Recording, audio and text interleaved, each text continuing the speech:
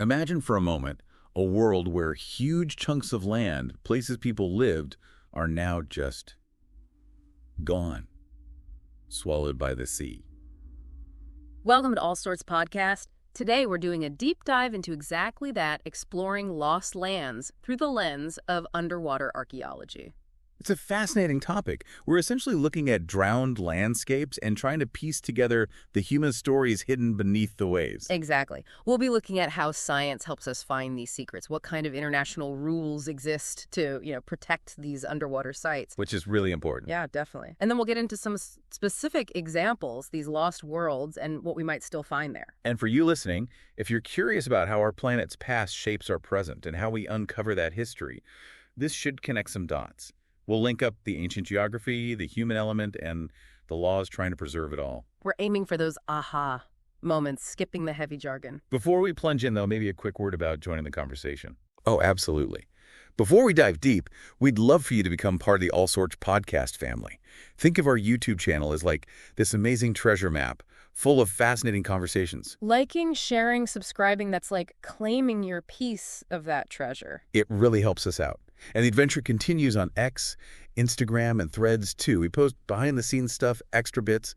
It's like your compass to even more cool content. And don't forget the archives. If you like this deep dive, there's a whole ocean of past episodes waiting, like a sunken library of knowledge. Yeah, a veritable Atlantis of captivating stories. So find us, All Sorts Podcast, and let's chart these waters together. Okay, so back to the depths. When we talk about underwater cultural heritage, what exactly falls under that umbrella, legally speaking? Good question. So there's this international agreement, the 2001 Convention on the Protection of the Underwater Cultural Heritage. Right, the UNESCO Convention. Yeah. And according to that, it's basically any trace of human existence that's been underwater for at least 100 years. So that's quite broad. It's not just shipwrecks. Not at all. It covers sites, structures, buildings, actual settlements, plus artifacts, human remains, vessels, even aircraft. And, crucially, their context, too. The surrounding archaeological and natural environment is part of the heritage. Right. So what's the main point of this convention? What's it trying to achieve? The big goal is pretty straightforward. Ensure and strengthen the protection of all this underwater stuff for the benefit of everyone, like all of humanity. Okay. How does it propose doing that? Well, a few key principles. Cooperation between countries is a big one. And then there's this idea of preservation in situ as the first choice. In situ, meaning leave it where it is. Exactly. If possible, the preference is not to disturb the site. Keep it underwater in its original setting. Think of it like archaeological sites on land. You don't just dig everything up immediately if you can study it where it lies. That makes sense. Preserve the context. But what if things are brought up? Recovered artifacts? Then the convention is clear. They need proper conservation and management for the long haul. And, this is really key, commercial exploitation is a no-go. So no treasure hunting for profit. Precisely. The focus has to be on scientific study, research, public benefit, sharing the knowledge, not selling off history. Yeah. That's a fundamental principle here, especially relevant when we think about potentially finding whole settlements in these lost lands. Okay, let's dig into that no commercial exploitation bit. How does that square with, salvage loss, finding valuable shipwrecks? Yeah, that's often a point of confusion. Yeah. Generally, the old laws of salvage, or the law of finds you find it, you keep it, basically, they don't apply to this underwater cultural heritage under the convention. Unless it's specifically authorized by the official authorities, and even then, it has to be totally in line with the convention's rules and prioritize protecting the heritage above all else. So finding a Spanish galleon isn't just finders keepers anymore, if it's historically significant. Not if the country involved is party to the convention, or if the wreck meets the 100-year definition. It's treated as heritage first. Got it. What about jurisdiction? Who's in charge where? Okay, so states, countries, they have the exclusive right to regulate activities aimed at underwater heritage in their own waters, internal waters, archipelagic waters for island nations, and their territorial seas. That's their sovereign turf. Right. They're also supposed to apply the convention's rules in their contiguous zones, which extend a bit further out, and they have duties to report finds in their exclusive economic zones and on their continental shelves. What happens if something's found way out in international waters, beyond any country's specific zone? That's called the area. Discoveries there have reporting protocols, too, involving UNESCO's Director General and the International Seabed Authority. It highlights that some heritage is really a shared global responsibility. Wow, it sounds like a complex system of cooperation. It is, and the convention encourages countries to make even stronger deals, like bilateral or regional agreements, to boost protection. It also tackles the problem of illicit trafficking, smuggling looted artifacts by setting out measures for seizing illegally recovered heritage and making sure it's handled, properly conserved, studied, and made accessible to the public. So, tying this back to our lost lands, if archaeologists started finding evidence of settlements in places like Doggerland or Sundaland, this convention provides the essential legal structure. It would dictate that the primary goal must be preservation and scientific understanding, not commercial salvage.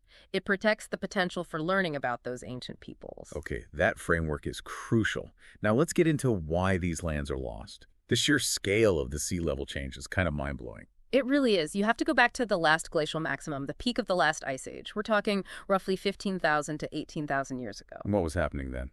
Huge amounts of the world's water were locked up in massive ice sheets, so much so that global sea levels were about 120 meters lower than today. 120 meters. That's nearly 400 feet. Exactly, 400 feet lower.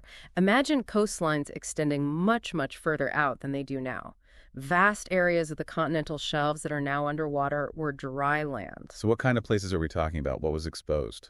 Well, some enormous areas. You had Sundaland in Southeast Asia, a huge landmass connecting what's now the Malay Peninsula, Sumatra, Java, Borneo. Well, basically joining up those islands. Yeah, a massive subcontinent. Then there was Doggerland, this area connecting Great Britain to mainland Europe across the modern North Sea. Right, I've heard of Doggerland.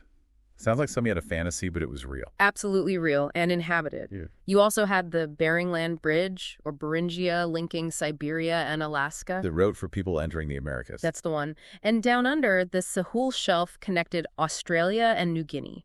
These weren't just little strips of land, they were significant territories. So what happened? How did we get from 400 feet lower to today's levels? Simple answer. Melting ice. As the planet warmed up after the glacial maximum over the next several thousand years, say, between about 15,000 and 8,000 years ago, roughly those enormous ice sheets melted. And all the water had to go somewhere. Into the oceans. Sea levels rose, sometimes quite rapidly, flooding those low-lying coastal plains and land bridges. It completely reshaped the world's coastlines. A dramatic transformation. And people were living through this, witnessing it. Unquestionably. Coastal populations would have seen the sea creeping inland generation after generation. It must have been a profound, perhaps terrifying experience over the long term. How do we know how they reacted? What evidence is there? We see echoes in a few ways. One is through oral traditions, stories passed down. Aboriginal Australian communities, for example, have numerous stories from different parts of the coast that seem to describe the sea level rising, flooding areas that were once hunting grounds. Stories that old, describing geological events. It appears so. Some stories even talk about attempts to, stop the water. Researchers have mapped these stories and correlated them with known periods of sea level rise in those areas. The consistency is remarkable. That's incredible. Any other examples? Well, you have legends in Europe, too, like the story of Wise in Brittany or Contraire Gwaelod in Wales, tales of cities or kingdoms lost beneath the waves. While they're legends, many researchers believe they might be very, very old cultural memories of coastal inundation. So myths encoding real events. Potentially, yes. By looking at sea level data and the supposed locations, you can estimate minimum ages for when those places might have been submerged, potentially pushing these stories back thousands of years. Beyond stories, what about archaeological evidence of how people coped? We see signs of adaptation and movement. For instance, archaeologists in Australia found evidence that people intentionally abandoned offshore islands as sea levels rose and cut off the land bridges. They likely saw the writing on the wall, that resources would dwindle or access would become too hard. So a conscious decision to move inland. It looks like it. And on a larger scale, the gradual submergence of huge areas like Sundaland might have been a major factor driving human migrations across Southeast Asia and maybe even further afield as people were displaced. It forced movement and change. Yes. And it suggests that pre-literate societies must have had ways, likely through these oral traditions, to pass on knowledge about environmental risks like rising seas to help future generations survive. That really underscores their resilience and observation skills. So thinking about these vast submerged areas. What archaeological potential do they hold? What treasures might be down there? This is where it gets really exciting. Take Sunderland again. Some researchers have put forward the idea that this massive, now mostly submerged region could have been a really significant center for early human development, maybe even a cradle of civilization. A cradle of civilization under the Java Sea. That's a huge claim. It is, but the argument is based on the likely favorable climate and resources there during the glacial period, combined with genetic patterns suggesting ancient population movements, plus archaeological finds on the surviving land masses around the edges. What kind of finds on the land? Well, the areas that weren't submerged parts of Indonesia, Malaysia, they have a high density of megalithic sites, evidence of sophisticated prehistoric cultures, rock art, unusual structures like step pyramids. Hinting at what might have been lost offshore. Exactly. The idea is that the heartland, perhaps the most developed areas, might now be underwater, especially along the huge river systems that would have existed there. Riverine civilizations like Mesopotamia or Egypt, but now submerged. That's the potential parallel. These submerged river valleys could hold evidence of early farming, trade, settlements, technology. It's tantalizing. Has much actual underwater searching happened in Sunderland? Not extensively, no. It's a huge area, and underwater archaeology is complex and expensive. But the potential is definitely recognized. The terrestrial finds point towards it. What about Doggerland, between the UK and Europe? Similar potential, though perhaps a different kind of society. It was prime hunting ground for Mesolithic people for thousands of years. We've already found tools, animal bones dredged up by fishing trawlers. So there's physical proof already. Yes. Scattered finds. Proper archaeological investigation could potentially uncover campsites, maybe even preserved wooden structures or footprints in the right conditions. It could tell us so much about early northern Europeans. And Beringia, the land bridge to the Americas. Again, hugely significant. The submerged parts could hold crucial evidence about the lives of the very first Americans, how they lived, what tools they used, how they adapted as they moved into a new continent. Finding well-preserved sites there would be monumental. It really feels like these lost lands could hold keys to understanding major turning points in human history. Absolutely. They represent gaps in our knowledge, potentially very large gaps. And it's not just these massive glacial-era landscapes, right? Discoveries in other underwater sites also help us understand the potential. Definitely. We learn a huge amount from studying, say, more recent shipwrecks or submerged ports that went under due to later sea level changes or earthquakes. Like those famous treasure galleons. Well, yes, sites like the Atocha off Florida, or maybe the Rooswick, a Dutch East India man found in the English Channel. While they're different contexts, the level of preservation underwater can be incredible. What do they tell us? They provide amazing snapshots of life at a specific moment. Trade goods, personal belongings, the ship's structure, how people lived and worked at sea. It shows us what can survive underwater and the richness of the archaeological data we might find in those older lost land sites too. They offer methodological insights and parallels. So it all connects. Studying a Bronze Age settlement or a 17th century wreck helps us imagine what might be waiting in Doggerland or Sunderland. Precisely. It builds our knowledge base and refines our techniques for exploring those potentially much older submerged landscapes. Okay, so as we sort of come back to the surface here, it's really clear that the oceans aren't just holding shipwrecks.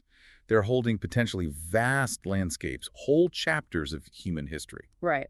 And the science of underwater archaeology, guided by these international agreements we talked about, is our main tool for trying to read those chapters. For you listening, we really hope this journey into the deep has sparked some of those aha moments, connecting the dots between geology, ancient peoples, and the potential for future finds. Yeah, understanding these lost lands gives you a real appreciation for how adaptable humans have been, but also how profoundly our world can change. It deepens that sense of connection between people and place, even places now underwater. It makes you wonder, doesn't it? Yeah. Just imagine the story still down there. Entire societies may be waiting to be rediscovered. What else is the ocean floor hiding? What will the next generation of underwater exploration reveal about how land, sea, and people have interacted over millennia? It's a pretty profound question. It really is. And speaking of exploring and discovering, don't forget to join our community at All Sorts Podcast. We'd love for you to continue the journey with us. Check out our YouTube channel, hit like, share it with friends, subscribe. It really helps others find these deep dives. Think of it as helping us chart more of this fascinating territory, and find us on X, Instagram, Threads too, for extra snippets and behind-the-scenes looks. It's your gateway to more insights. And definitely browse the back catalog. If you enjoyed this, there's a whole archive, our own Atlantis, packed with other deep dives waiting for you. So come aboard. Join us at All Sorts Podcast as we keep exploring these incredible realms of knowledge together.